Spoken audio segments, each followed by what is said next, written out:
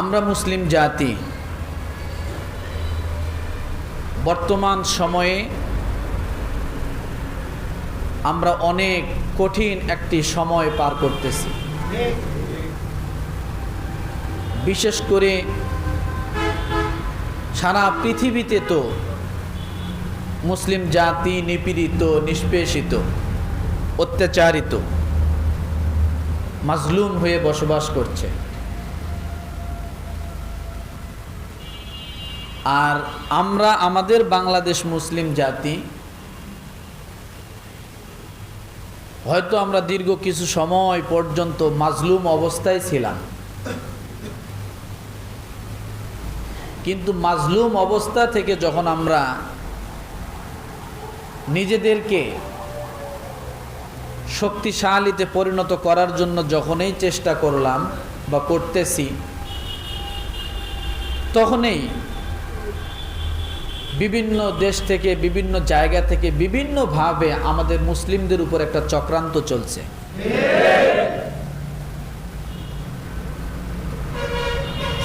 আল্লাহ সুবহানাহু ওয়া তাআলা আজকের এই সময়ের এই পরিস্থিতির কথা, বাংলাদেশের পরিস্থিতির কথা আজ থেকে 1400 বছর আগে আল্লাহ জানাই দিয়েছেন। কি করেছে বোঝেন নাই মনে হয় কথা। 2024 সালের এই পরিস্থিতির কথা, বাংলাদেশ এই পরিস্থিতিতে পড়বে, পড়লে কি করতে হবে, আল্লাহ এর দিক নির্দেশনা 1400 বছর আগে আমাদের জন্য প্রেরণ করেছেন। খুশি না বেজা? জোরে বলেন।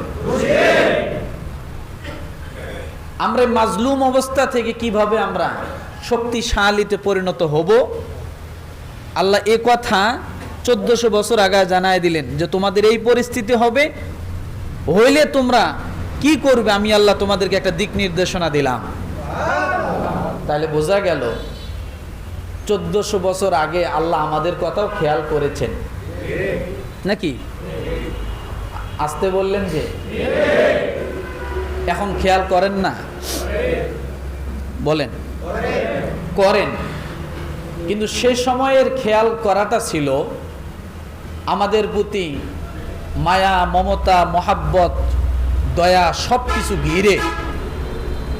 এখন আল্লাহ আমাদের প্রতি যে খেয়ালটা করেন, এটা হলো মায়া, মমতা, মহাব্বতকে একদিকে রেখে একটু গোসার নজরে আমাদেরকে দেখেন। কিসের নজরে? কিসের নজরে? গোসার নজরে আমাদেরকে দেখেন। যার কারণে আজকে শুধু বাংলাদেশ নয়, সারা পৃথিবীর মুসলমান নিপীড়িত, নির্যাতিত। তার একটি মাত্র কারণ, আমরা নিজেদের কর্ম, নিজেদের কাজকে ভুলে গেছি। আমাদের নিজেদের ঐতিহ্যকে আমরা কি করেছি? ভুলে গেছি। যখন থেকে আমাদের নিজেদের ঐতিহ্য, নিজেদের মর্যাদা, নিজেদের শান, নিজেদের মান ভুলে গেছি, তখন থেকে আমরা বিজাতিদের পায়ের তলে ঢুকে গেছি। আল্লাহ সুবহানাহু ওয়া তাআলা সূরাতুল আনফাল, কোন সূরা?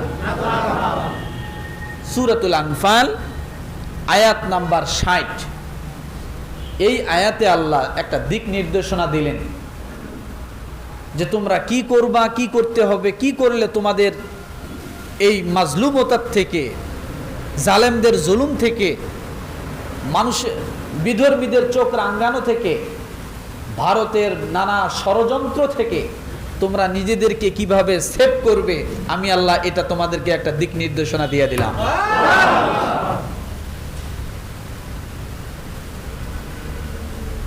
আল্লাহর নজরে আমরা আছি, কিন্তু কি অবস্থায় আছি? কথা বলে না? গোসা অবস্থায় আছি। আল্লাহ আমাদের প্রতি একটু বেজার। আল্লাহর নজরে সকলেই আছি, আছি কি নেই? এটা তো আল্লাহ যিনি সৃষ্টি করেছেন তার নজরে থাকাটা স্বাভাবিক, তার সবকিছু নজরে।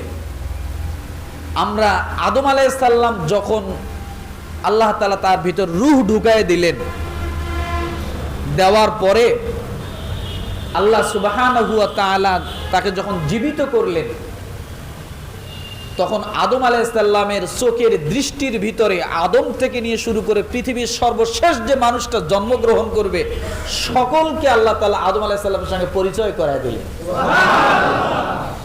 তাহলে এই মানুষ কত বিলিয়ন বিলিয়ন হবে, মিলিয়ন ট্রিলিয়ন হবে।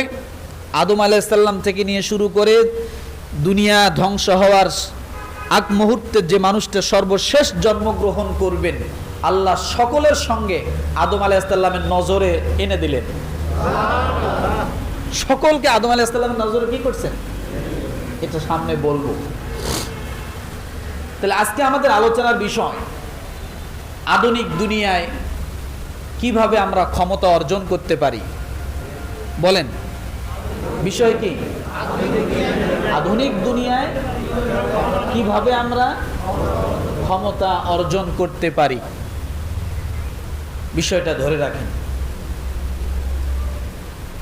আল্লাহ পাক রব্বুল আলামিন বলেন, ওয়া আ'ইদ্দু লাহুম মাস্তাতা'তুম মিন কুওয়াতিন ওয়া মির রিবাতিল খাইলি তুরহিবুনা বিহি আদুওয়াল্লাহি ওয়া আদুওয়াকুম ওয়া আখারিনা মিন দুনিহিম লা তা'লামুনাহুম আল্লাহু ইয়া'লামুহুম ওয়া মা তুনফিকু মিন শাইইন ফি সাবিলিল্লাহি ইউওয়াফা ইলাইকুম ওয়া আনতুম লা তুজলামুন।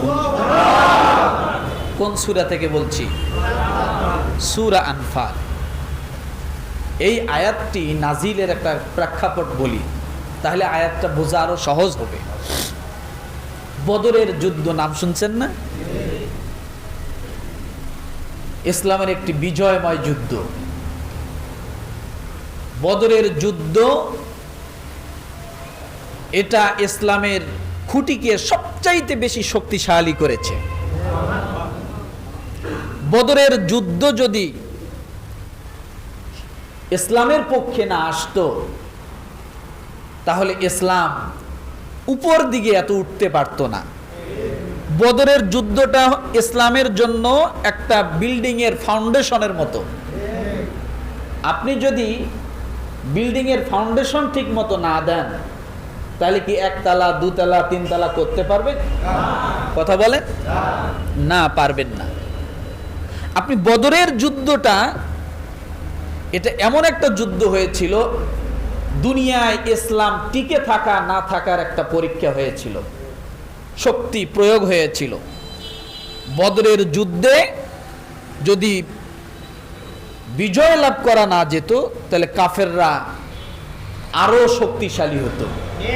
কিন্তু আল্লাহ সুবহানাহু ওয়া তাআলা এই বিল্ডিং ফাউন্ডেশনকে, ইসলামের মূল ফাউন্ডেশনকে বদরের যুদ্ধের মাধ্যমে ফাউন্ডেশনকে মজবুত করে দিয়ে, ভিত্তিকে মজবুত করে দিয়ে আল্লাহ সুবহানাহু ওয়া তাআলা দুনিয়ার মধ্যে এই ইসলামকে ওখান থেকে প্রসারিত করলেন। তাহলে বোঝা গেল বিজয় লাভ করেছে মুসলমান। কারা? জোরে কথা বলেন। মুসলমান। স্বাভাবিক বিষয়, বিজয় লাভ করলে যে কোনো জাতি, যে কোনো বিষয় বিজয় লাভ যদি করে, বিজয়ের পরে কান্দে না হাসে? না, দুইটাই আছে। কয়টা আছে? কান্নাও আছে, হাসিও আছে। আছে না? একটা ছেলে এসএসসি পরীক্ষা দিয়েছে, ও মনে করছে যে আমি পাস করব না। ওর মনের ভিতর 3টা মাস, রেজাল্ট আসার আগে 3টা মাস ও একটা ভয় বুকের ভিতরে চাপা নিয়ে ঘুরে বেড়াচ্ছে। খায় না ঠিক মতো, ঘুমায় না ঠিক মতো, ভিতরে একটা পেরেশানি। যদি আমি ভালো একটা রেজাল্ট করতে না পারি তাহলে আমার এই বাড়িতে আর জায়গা হবে না, আমাকে বাড়ির থেকে তাড়া করবে, হয়তো আমাকে খেতে খামারে কাজকর্ম করে খাইতে হবে, আব্বা বলছে আর লেখাপড়া করাবো না। কিন্তু রেজাল্টের দিন ভয়ে ভয়ে ভয়ে ভয়ে আগে থেকে কাপড় চোপড় গুছায় রাখছে, বন্ধুর বাড়িতে রাখছে যে যদি ফেল করি তাহলে দৌড়ে আর বাড়িতে ঢুকবো না, এদিক দিয়ে পলাবো। ভয়ে ভয়ে দূরের থেকে এক বন্ধুকে দিয়ে জিজ্ঞাসা করছে যে দেখো তো আমার রেজাল্টটা কি। তো ও বলছে তোরটা তুই যায় দেখ। ও কয় না আমি যাব না, সত্যি করি রেজাল্টটা কি একটু বলো। তো তারপরও স্কুলে আশপাশ ঘোরাঘুরি করে, হঠাৎ করে দেখে যে ছেলেটা গোল্ডেন A+ পাইছে। তখন এই ছেলে কি হাসবে না কাঁদবে? খুশিতে কান্না করবে, কথা ঠিক না? যেটা না পাওয়া সম্ভাবনা, সেটাই সম্ভাবনা হয়েছে পাওয়া, তখন এত পরিমাণ খুশি হয় মানুষ, কিন্তু খুশিতে হাসে, আর হাসতে হাসতে মানুষ কাঁদে, চোখ দিয়ে পানি বেরায় না বেশি হাসলে। তো বিজয় যখন লাভ করলো মদিনাবাসী, তখন উল্লাস করা শুরু করলো সাহাবায়ে কেরাম। আল্লাহ সুবহানাহু ওয়া তাআলা তাদের উল্লাস দেখে, বিজয়ের উল্লাস দেখে এই আয়াতটি নাজিল করে দিলেন।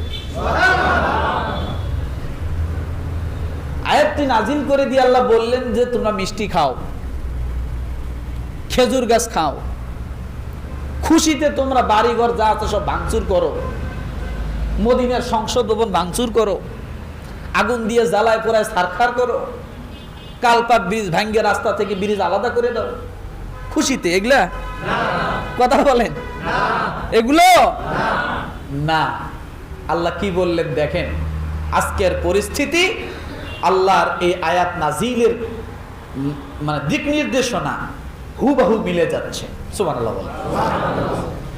আল্লাহ পাক রব্বুল আলামিন বলেন ওয়া আ'ইদ্দু লাহুম মাস্তাতা'তুম মিন কুওয়াতিন ওয়া মির রিবাতিল খাইলি তুরহিবুনা বিহি আদুওয়াল্লাহি ওয়া আদুওয়াকুম ওয়া আখারিনা মিন দুনিহিম লা তা'লামুনাহুম আল্লাহু ইয়া'লামুহুম ওয়া মা তুনফিকু মিন শাইইন ইউওয়াফা ইলা ফি সাবিলিল্লাহি ইউওয়াফা ইলাইকুম ওয়া আনতুম লা তুযলামুন। রব্বুল আলামিন সূরা আনফালের 7 নম্বর আয়াতে আজকের দিক নির্দেশনাগুলো, বিষয়গুলো আল্লাহ জানিয়ে দিলেন। ওয়া আ'ইদ্দু লাহু, আল্লাহ বলেছেন তোমরা বিজয় লাভ করেছো, তোমরা এবার প্রস্তুতি গ্রহণ করো শত্রুদের মোকাবেলা। কি বলছে দেখেন, বলার কথা যে তোমরা যুদ্ধের জন্য প্রস্তুতি গ্রহণ করো যদি তোমরা বিজয় চাও, তাই না? কিন্তু আল্লাহ এই আয়াতে কি বললেন? তোমরা বিজয় লাভ করেছো। জি আল্লাহ, আমরা বিজয় লাভ করেছি।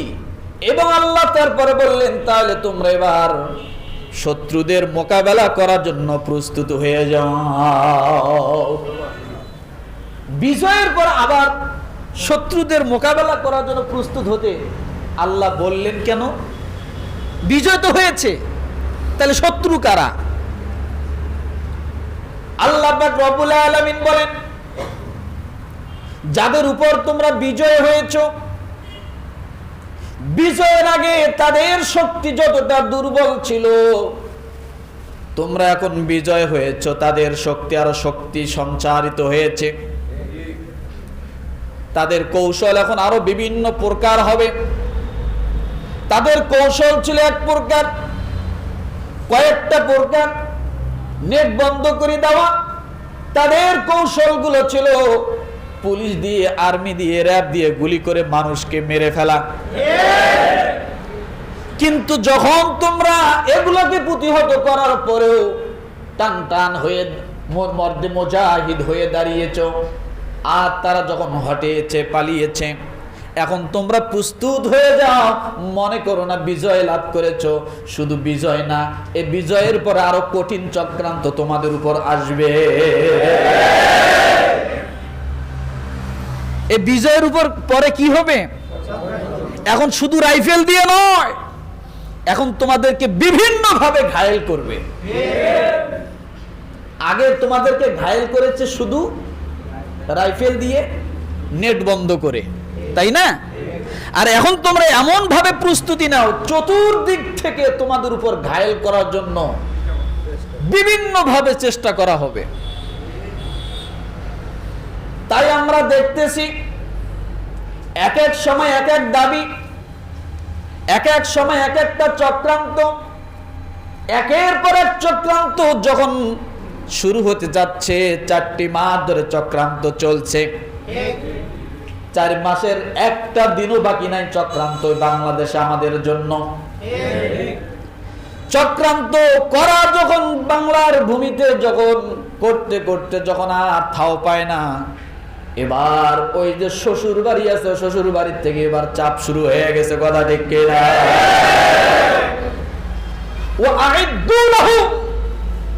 আল্লাহ বলেন তোমরা প্রস্তুত গ্রহণ করো। বিজয় লাভ করেছে তোমরা রাইফেলের তলে, যুদ্ধ হয়েছে রাইফেল আর ইটপাটকেল দিয়ে। এখন আর রাইফেল আর ইটপাটকেল নয়, এখন তোমাদেরকে মেধা দিয়ে যুদ্ধ করবে, তোমাদেরকে বিভিন্ন ষড়যন্ত্র করবে, তোমাদের পিএস বন্ধ করবে, তোমাদের আলু বন্ধ করবে, তোমাদের পণ্য সামগ্রী তারা বন্ধ করবে। বিভিন্ন ভাবে তারা দাবি দাওয়া নিয়ে সামনে আসবে। মানুষকে একজনকে খুন করে তার দ্বন্দ্ব লাগাই দিবে, তার হিন্দুদের মাঝে ঢুকে তারা দ্বন্দ্ব লাগাই দিবে। তারা একসময় রিক্সাওয়ালা হয়ে আসবে, একসময় আনসার ব্যাটালিয়ন হয়ে আসবে, এক সময় তারা বিভিন্ন ভাবে এইভাবে চলতেই থাকবে। কথা ঠিক কি? আগে কি আনসার ভিতর দিয়ে ঢুকে আসছিল? আনসার কার পক্ষে ছিল? তাদের পক্ষে, তাই না? রিক্সাওয়ালা কার পক্ষে ছিল? এদের পক্ষে। এখন রিক্সাওয়ালার ভিতরে ঢুকে গেছে, তাহলে চক্রান্ত একটা আছে না অনেকমুখী হয়ে? অনেকমুখী হয়ে না? তাহলে আগের যুদ্ধ আর বর্তমানকার যুদ্ধ কোনটা কঠিন? কোনটা কঠিন? বর্তমানেরটা বেশি কঠিন। এই কথা জানে কে? বলছে কে? কোন আয়াতে? কোন সূরায়? কত নম্বর আয়াত? আমার বানানো? কোরআন শরীফ খুলে দেখুন। আমার ভাইরা, রব্বুল আলামিন বলেন ওয়াইদু লাহুম, তোমরা প্রস্তুতি গ্রহণ করো, সকল ষড়যন্ত্রের মোকাবেলা করার জন্য প্রস্তুতি গ্রহণ করো। তোমরা এখনো বিজয় লাভ করনি, সবে মাত্র বিজয় লাভ করেছে, কিন্তু তারা বসে থাকবে না। যাদের উপর তোমরা বিজয়ী হয়েছো তারা কখনোই বসে থাকবে না, তারা সব সময় তোমাদেরকে ক্ষতি করার জন্য চেষ্টা করবে।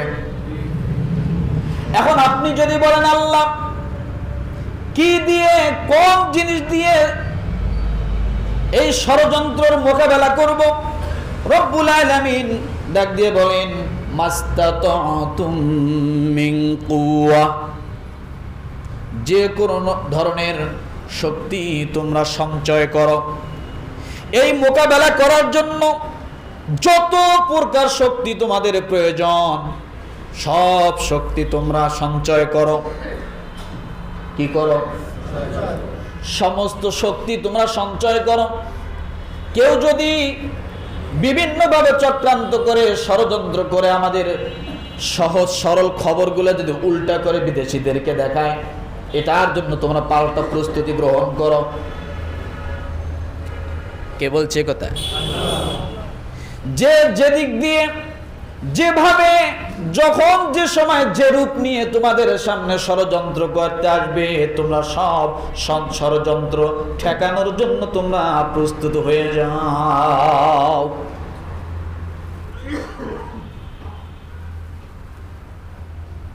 এরপরে আল্লাহ কি বলেন? তাহলে শক্তি সঞ্চয় করা দরকার আছে না নেই? কথা বলেন। শক্তি সঞ্চয় করা দরকার। আমার ভাইরা, শক্তি ক্ষমতা এমন একটা জিনিস, ক্ষমতা যদি না থাকে তাহলে আপনার এ সমাজে কোনো মূল্য নাই। যে যেখানে আছেন, পরিবারের উপরে যদি আপনার ক্ষমতা না থাকে, আপনার বউ 7 থানার ওসি হয়ে দাঁড়িয়ে যাবে, যাবে না? আপনার পরিবারে আপনার কোনো মূল্য থাকবে না, থাকবে? তাহলে ক্ষমতা বলতে শুধুই প্রধানমন্ত্রিত্ব নয়, যে যেখানে আছেন, যে কর্মে আছেন, যে জায়গায় আছেন, প্রত্যেকটা জায়গায় ক্ষমতা ধরে রাখা দরকার। আপনি শিক্ষক হিসেবে আপনার যে ক্ষমতাটা থাকার কথা, সেটা যদি না থাকে, স্টুডেন্ট আপনাকে কোনোদিন ভয় করবে না, আপনার কমান্ড মানবে না। আপনি অফিসে বস, আপনার ক্ষমতাটা যদি আপনি ধরে না রাখেন, আপনার নিচের লেভেলে যারা কর্মচারী আছে তারা আপনাকে কখনো মানবে না, এলাও করবে না। আর যদি আপনার ক্ষমতা থাকে, তাহলে আপনি শুধু ফ্লোর দিয়ে হাঁটবেন, দেখুক আর না দেখুক, যদি আপনার পায়ের শব্দ পায়, তাহলে মনে করেন পুরো ফ্লোর একবারে স্ট্রং থাকবে। থাকবে কি থাকবে না? একবারে স্ট্রং থাকবে। আমার ভাইরা, এই জন্য ক্ষমতা এমন একটা জিনিস, ক্ষমতা যদি না থাকে, আপনি মানুষ হিসেবে আপনার কোনো সম্মান থাকবে না। এই জন্য ক্ষমতা শুধু একক বিষয় নয় যে প্রধানমন্ত্রী হলো আর ক্ষমতা লাভ করলো বলে, এটা না। প্রত্যেকটা সেক্টরে, প্রত্যেকটা জায়গায় ক্ষমতা দরকার। না থাকলে আপনার কোনো কি নেই, মূল্য নেই। এরপর রব্বুল আলামিন বলেন, অমির রিবাতিল খাইল, তোমরা অশ্বরোহী ঘোড়াগুলোকে প্রস্তুত করো। কি করতে বলছে? ঘুমাইতেছেন নাকি? কি প্রস্তুত করতে বলছেন? সেনাবাহিনী দলকে তোমরা প্রস্তুত করো, অশ্বরোহী ঘোড়াগুলোকে তোমরা প্রস্তুত করো। এবার বুঝুন আল্লাহ কোন সময় কোন জাতিকে, কোন মানুষগুলোকে অশ্বরোহী ঘোড়াগুলোকে প্রস্তুত করতে বললেন। দেখেন, ওই সময় যাদেরকে আল্লাহ এই কথা বললেন তারা ছিল মদিনাবাসী। কারা? জোরে কথা বলেন। মদিনাবাসী। বুঝতে হবে এখানে কথাগুলো। আর মদিনাবাসী সবচাইতে ক্ষুধার্ত মানুষ ছিল সে সময়। তাদের খাবারের কোনো ব্যবস্থা ছিল না। আল্লাহ নিজে বলেছেন, ওয়ালাউ কানা বিহিম খাসাসা,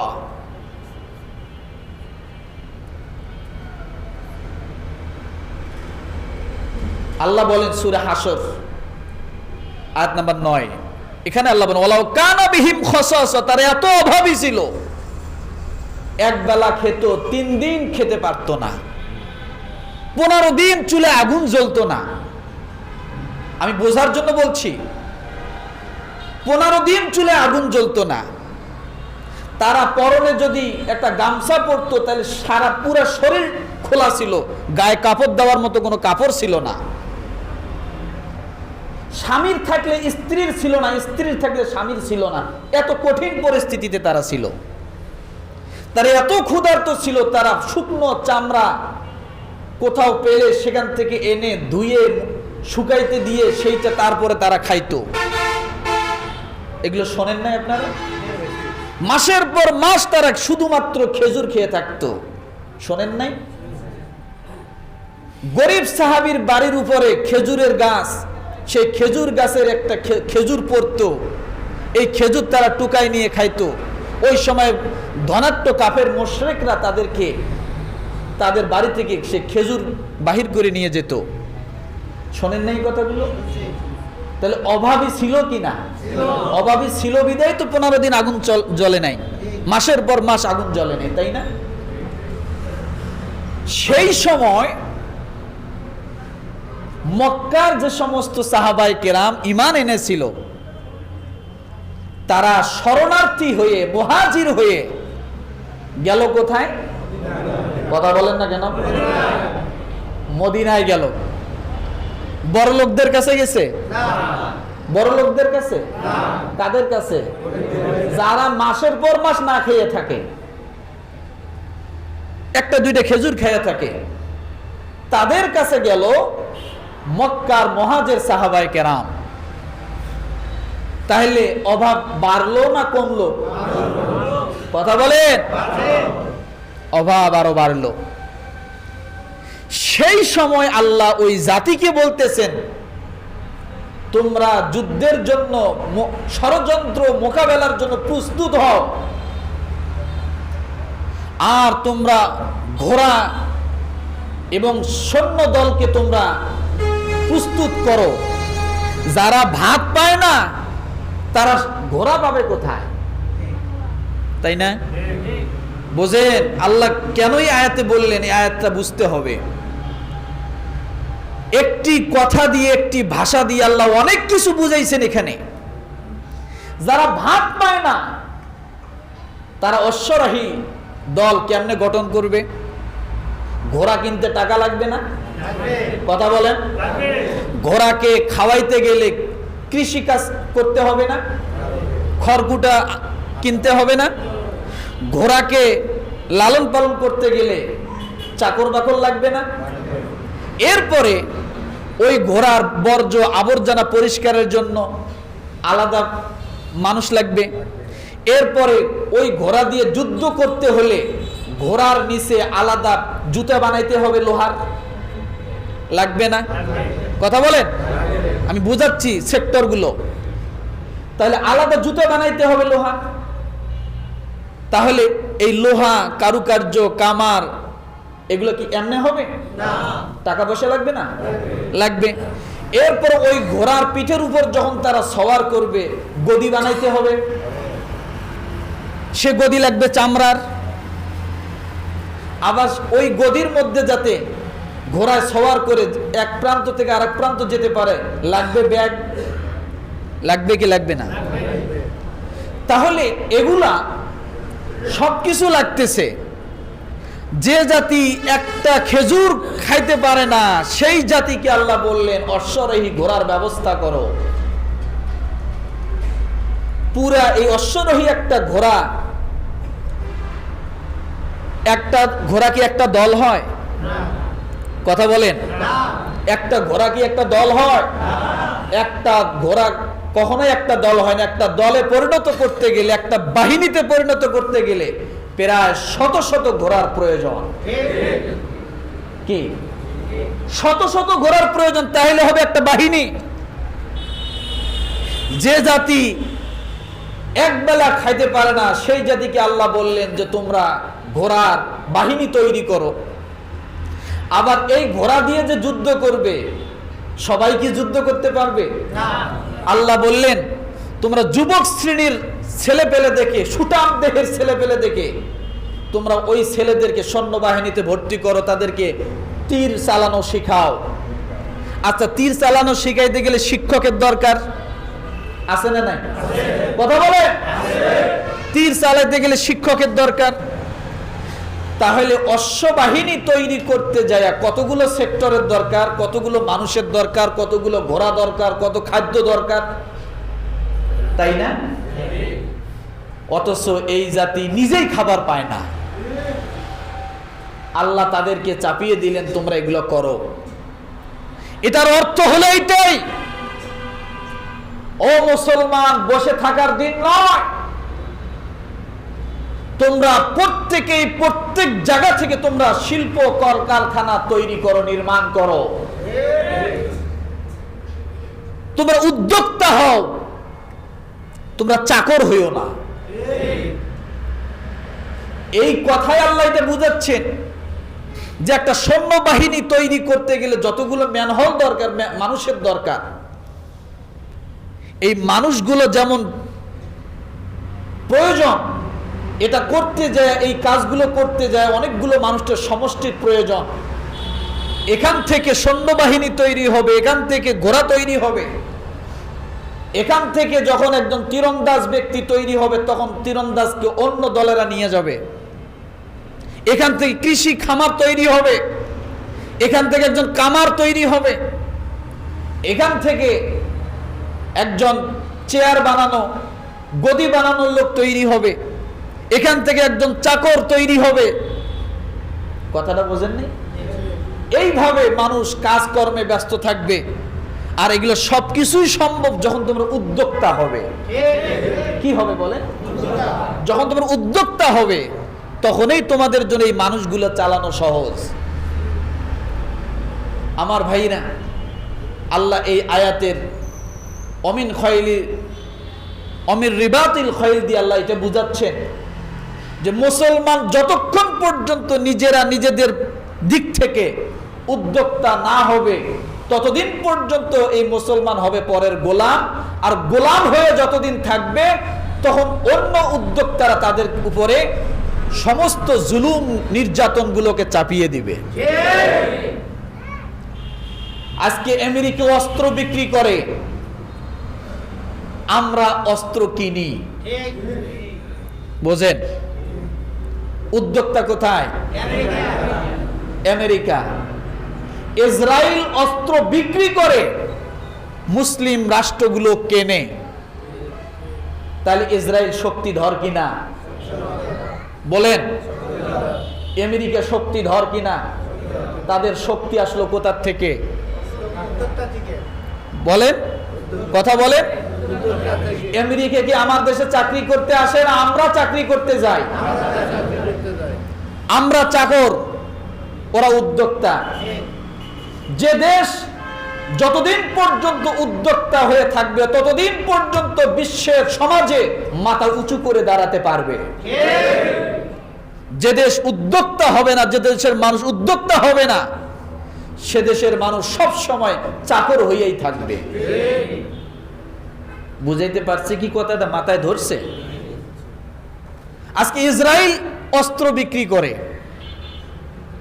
আজকে আপনার আমেরিকা অস্ত্র বিক্রি করে, বিভিন্ন বড় বড় রাষ্ট্রগুলো অস্ত্র বিক্রি করে। তারা বড় কোন দিক দিয়ে? ক্ষমতার দিক দিয়ে। ক্ষমতা আসলো কোথার থেকে? অর্থের দিক দিয়ে। অর্থ যদি থাকে ক্ষমতা হয়, অর্থ না থাকলে কোনোদিন ক্ষমতা থাকে না।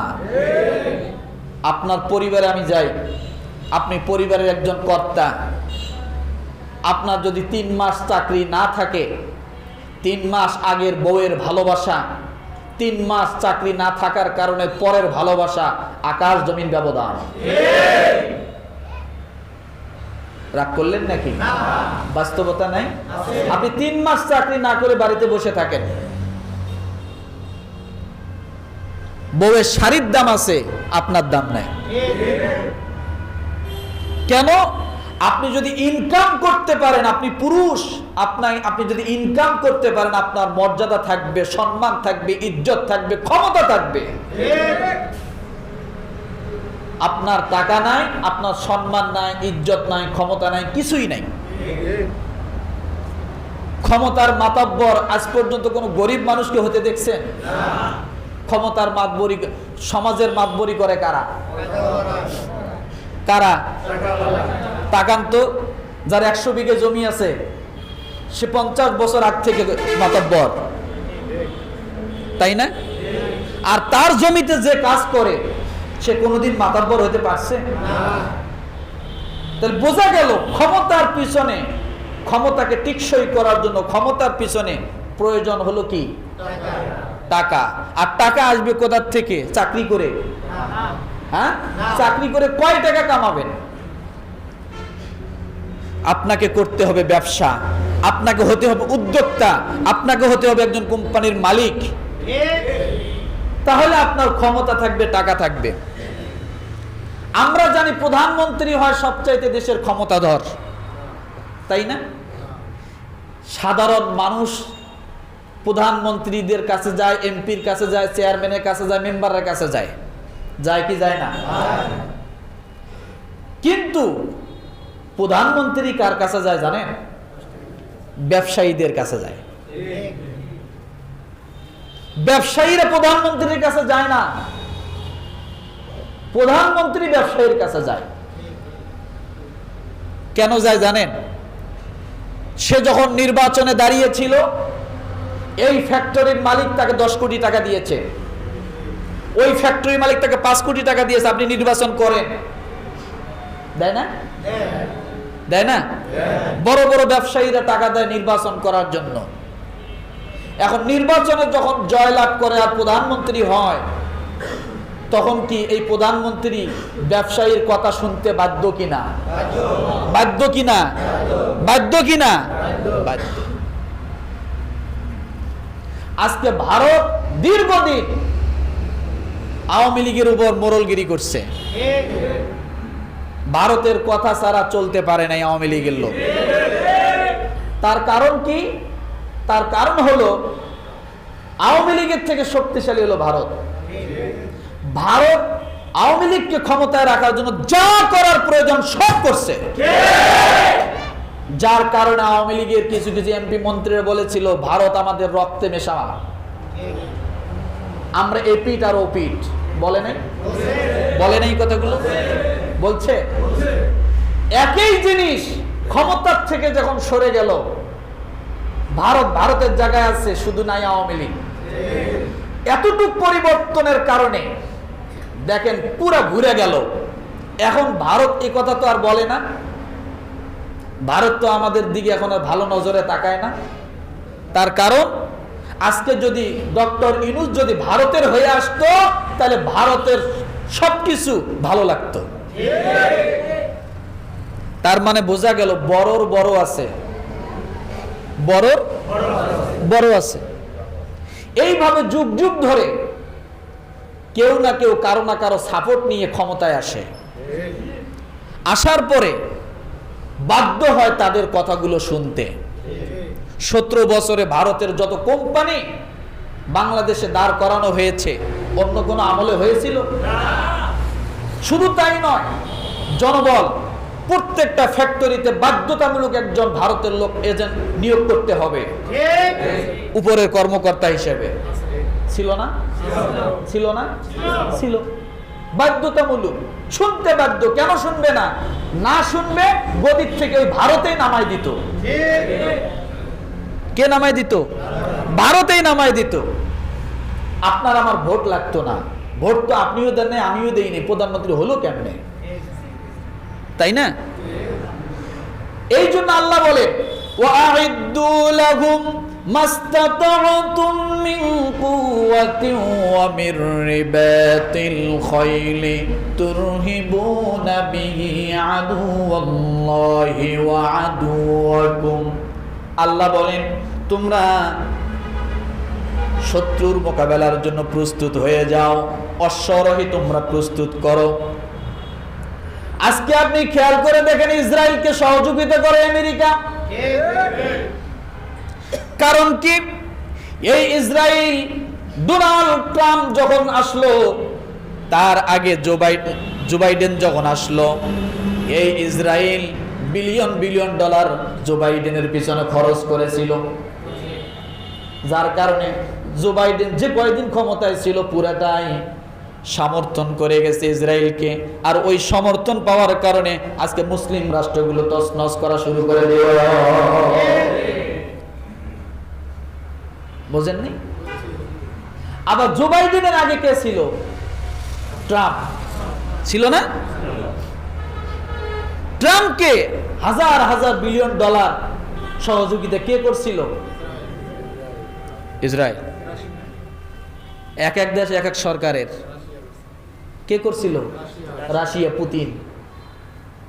যতদিন ট্রাম্প ছিল তার পক্ষে কথা বলছে, পুতিনের পক্ষে। আর যখন জো বাইডেন আসলো তখন বিপক্ষে গেল কে? পুতিন।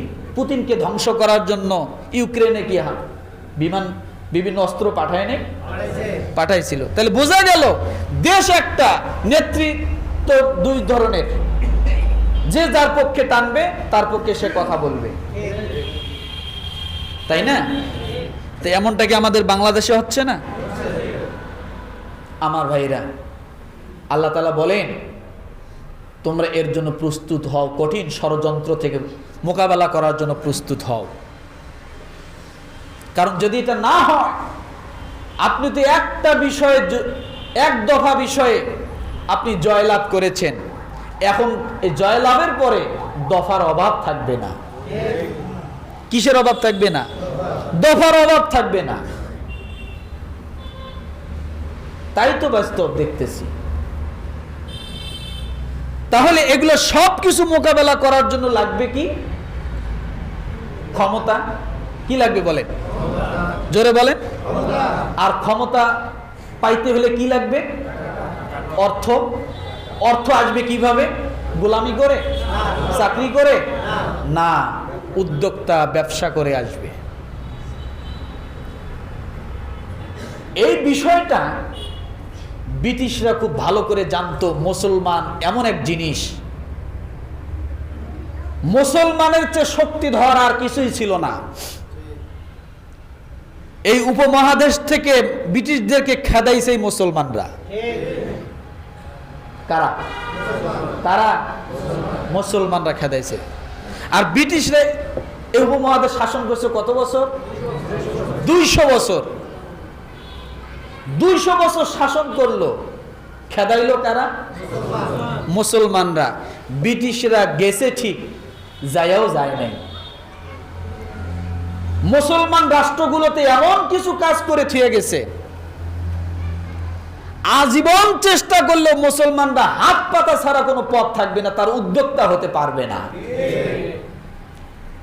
বলেন তো, মুসলমান দেশ সবচেয়ে শক্তিধর কোনটা আছে? আছে? কোনটা শক্তিধর আছে? একটাও না। আজকে যখনই ফিলিস্তিন, গাজায় যখন মুসলমানদেরকে মেরে শেষ করে দিচ্ছে, 200 কোটি মুসলমান একসঙ্গে চিল্লাচ্ছে, কোনো কাজ হচ্ছে না। হয়?